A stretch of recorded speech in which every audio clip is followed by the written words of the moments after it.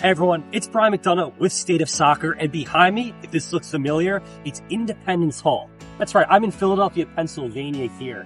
And Independence Hall is where the Declaration of Independence was signed now just about 250 years ago on July 4th, 1776, which makes it one of America's most historical places.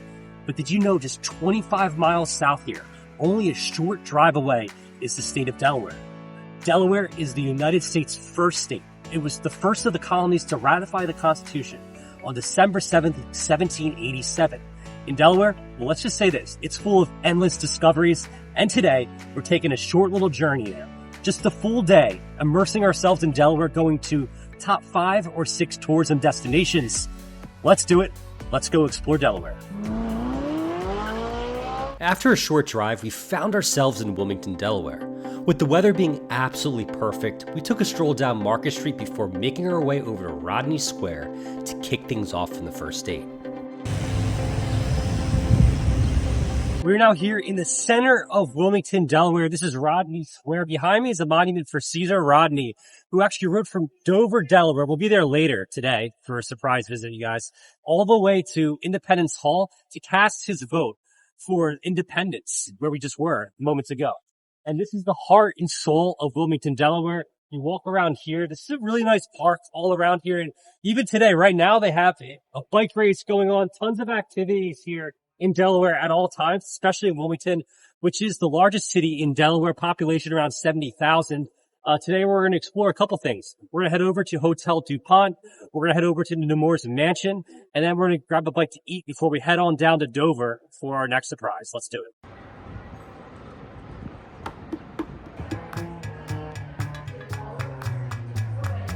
If you stop by Hotel du Pont, I highly recommend Le Cave at the Green Room. This beautiful brasserie blends old-world charm with modern elegance, perfectly capturing the timeless character of Wilmington. This isn't your standard brunch, lunch experience in Wilmington, Delaware. This is probably one of the most fancy spots, Lake Cavalier. But guys, when you're in Wilmington, when you're in Delaware, there's no sales tax. So you really gotta live it up. That means for anyone, tourists, anyone traveling to the area, anything you buy, anything you eat, anything you enjoy here that you typically have to buy in Delaware is free of sales tax. Just remember that.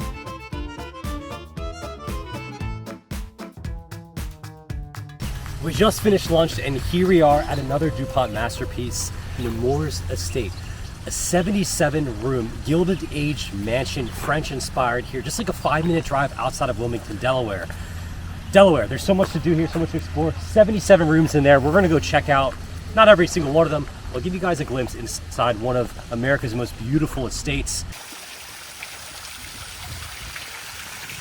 Such opulence. This money didn't come from anywhere. In 1802, the DuPont family established the DuPont Company, which was known at the time for gunpowder. And since then, they have over 3,500 living heirs all across this country. And this is only one of their estates. There's multiple estates. One that's really famous in Delaware is called Winterthur, so make sure to check that out. And in Pennsylvania, there's also the world-famous Longwood Gardens. Nemours Estate offers tremendous access. This extraordinary 47,000 square foot mansion was home to Alfred I. DuPont.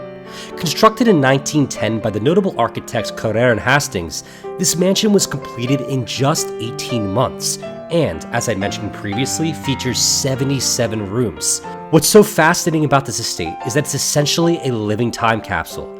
Just about everything you see throughout the property is original, including the artwork, where Alfred I. DuPont proudly showcases both himself and King Louis XVI.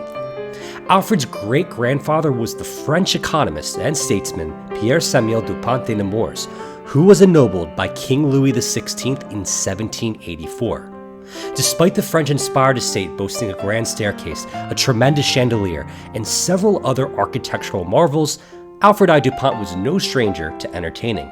He even had one of the coolest man caves imaginable, which you can still explore today, featuring more of a rustic Americana vibe.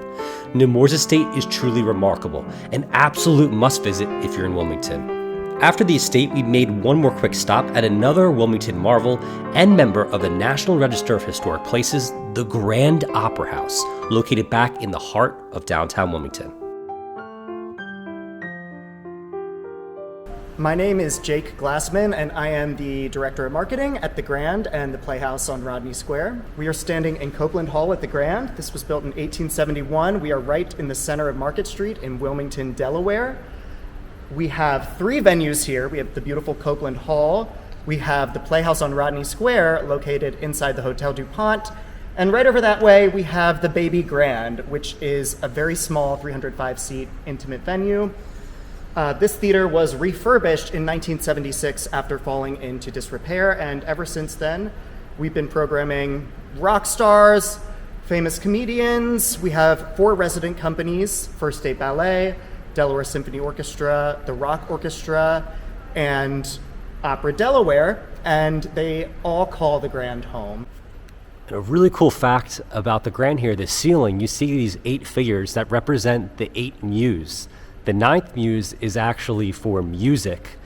And if we switch the camera around here at the top, you will actually see the eagle. That represents Zeus, overlooking everything. So some mythology here at the Grand. It's really incredible. And the Freemasons actually built this structure, so it makes a lot of sense. And the craftsmanship is on full display here in Wilmington, Delaware. And if you're interested in seeing a show at the Grand, I mean, this past season, they've had everyone from Leslie Jones to Darren Christ. All of that information can be found on thegrandwilmington.org. You got to check it out. Check out the schedule. Tons of different events, even for kids as well. It's not only for adults seeing shows here. There's tons to do for families. So make sure to check it out. I'll actually link it in the description below. Third stop of the day on this amazing Delaware adventure. Guys, we are at Dover Motor Speedway. Check out my first ever NASCAR event. Dover is home of the Monster Mile, so I'll let you all know what that means here in a second. But yeah, I've always been curious. I've been to a Formula One race before. I've never been to a NASCAR event, so we'll have to see how this is. I don't think you can really compare the two. Open wheel racing versus stock car racing, of course. This is exciting. This is really exciting. Hopefully we get a nice beverage in there. Looking to maybe buy some merchandise. Guys, walking over the race, secured it. Unbelievable. May 17th, 2026 All-Star Weekend here at Dover. I'm so pumped for this. Actually, it's pretty cool. We'll see here in a second when I actually put the thing on. Walking up to Dover Motor Speedway was surreal. The legendary venue is home to the Monster Mile, named after its iconic 1-mile concrete oval track. Since opening in 1969, the Speedway has hosted some of the biggest events in motorsports, including NASCAR and IndyCar races. On Saturday, May 16th, the featured race was the Bet Rivers 200, part of NASCAR's O'Reilly Auto Parts series. This is NASCAR's second-tier national division and a major stepping stone to the Cup Series. The main event of the weekend took place the following day, with Denny Hamlin taking home the victory. As my first ever NASCAR event, it was an amazing experience, but one quick tip before you go. Definitely bring headphones, because this place, it gets really loud.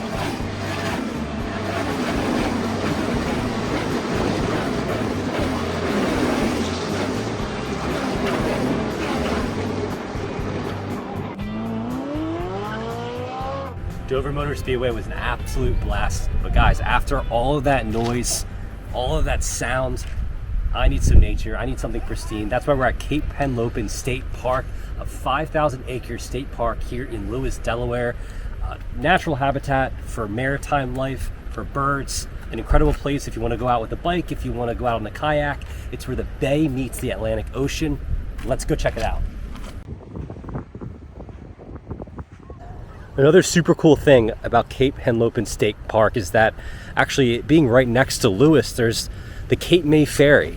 It'll take you across the bay right over to Cape May, New Jersey, which is a beautiful shore town in the state of New Jersey, not too far. Definitely worth it if you're here in Delaware.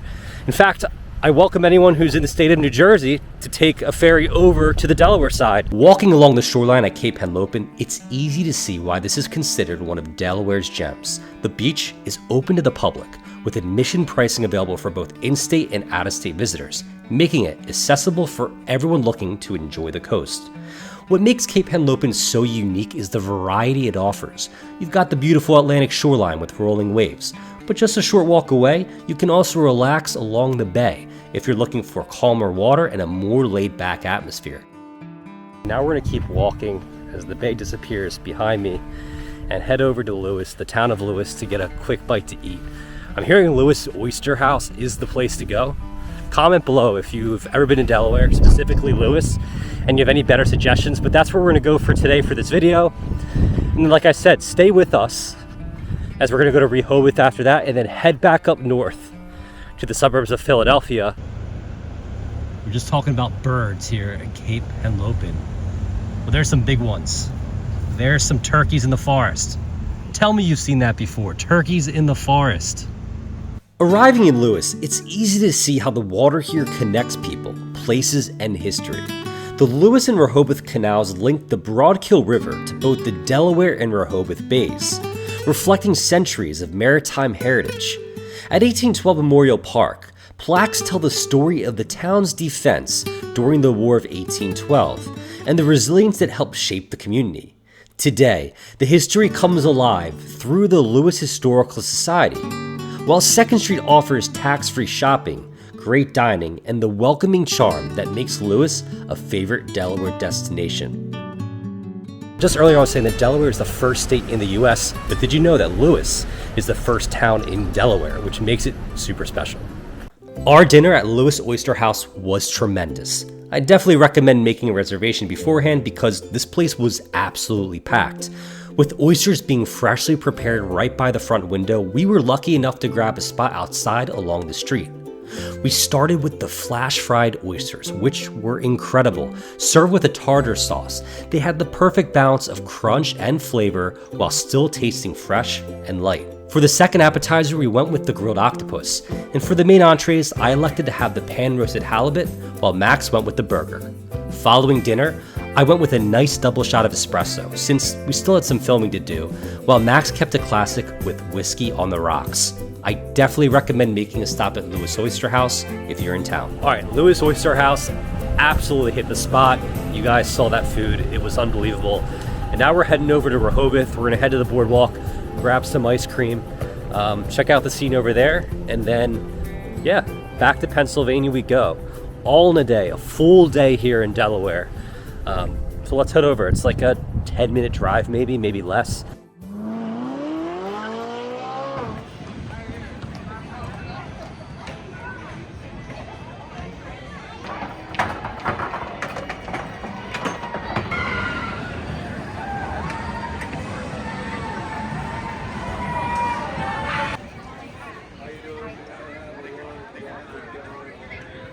After an amazing day, all across the state of Delaware, we're finishing up with the best way possible, some core bros.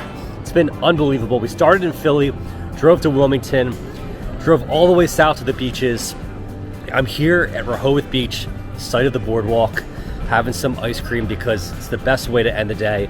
And guys, if you enjoyed this one, make sure to hit like, follow the state of Delaware on YouTube, visit Delaware's website, check out State of Soccer. It's been quite a day. I love this state. It's the first state, remember that. And whether you're coming over for the World Cup or whether you're just a tourist or a local, you gotta check out Delaware.